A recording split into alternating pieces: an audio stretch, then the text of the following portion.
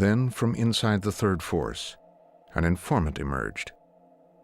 The informant revealed that a secretive group of Hutu extremists was plotting to derail the peace agreement and exterminate their enemies. And he was within the higher structures of the MRND party, which was the hardline party of the president.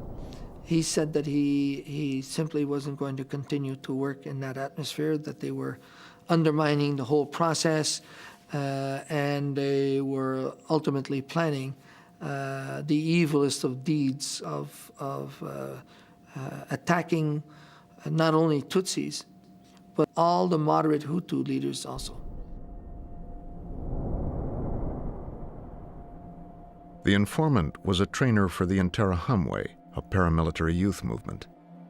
He said they were planning to kill some of Dallaire's troops, Belgian soldiers, the backbone of the peacekeeping force. Jean-Pierre, the informant, said they felt that if the Belgians were killed, that Belgium and the UN would pack up and leave. So already the situation was changing, that somebody didn't want us there, and that they were going to target us to encourage us to go.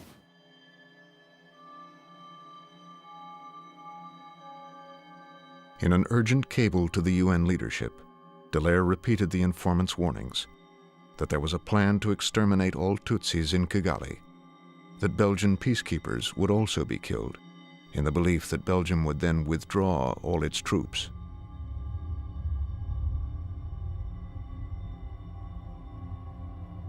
Dallaire told New York he was going to raid the militia's arms caches. He signed off in his native French. Where there's a will, there's a way. Let's go.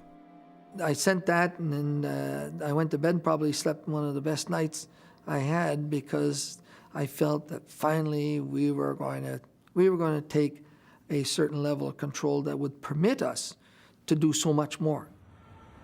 The cable arrived in New York at the UN's peacekeeping department, then run by Kofi Annan.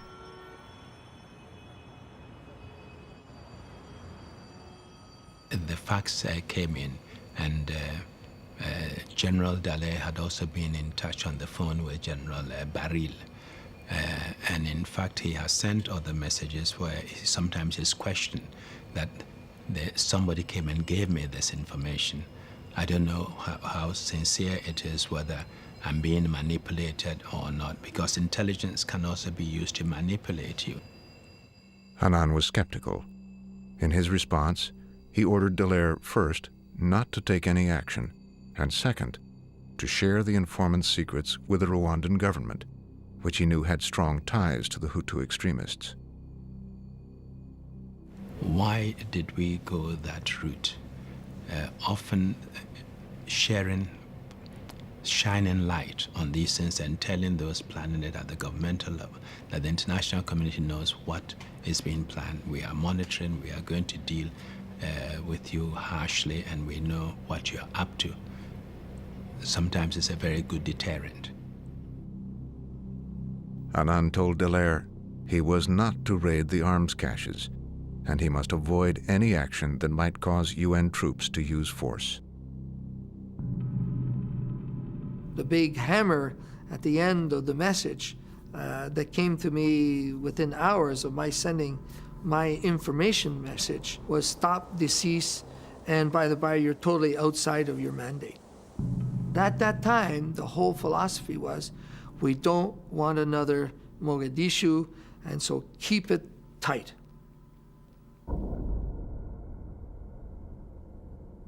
Mogadishu. 3 months earlier, when the Black Hawks were shot down in Somalia and 18 American soldiers died on a UN mission, it changed everything about Washington's commitment to peacekeeping, especially in Africa.